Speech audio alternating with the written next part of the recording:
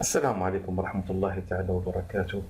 أقدم لكم اليوم أخطاء فادحة في تمديد المواسير. كملاحظ، تمديد الماسورة النحاس فوق ومخرج الماء تحت، بعكس أنه لازم يكون في الشمال وتكون الماسورة في اليمين على نفس المستوى. يعني الماء يكون في اليسار والماسورة الفليون تكون في اليمين على نفس المستوى، من أجل يعني تركيب سهل لأصحاب التركيبات. كملاحظ الأسلاك بارزة. قمت تقريبا بتكسير عشان أقوم بتعديل في الجدار.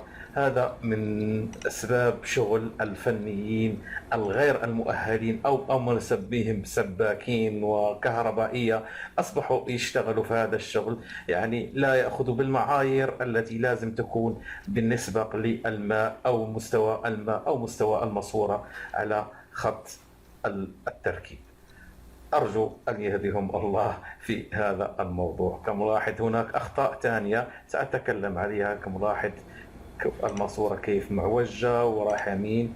ثاني شيء الخطأ الفادح هو الأسلاك الكهرباء. كملاحظ نفس اللون، يعني لا يوجد اختلاف في الألوان من أجل تعيير الأسلاك.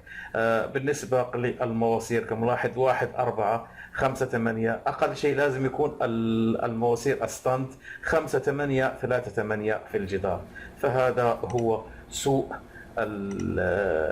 يعني سوء جلب الفنيين الغير الفنيين في هذا المجال.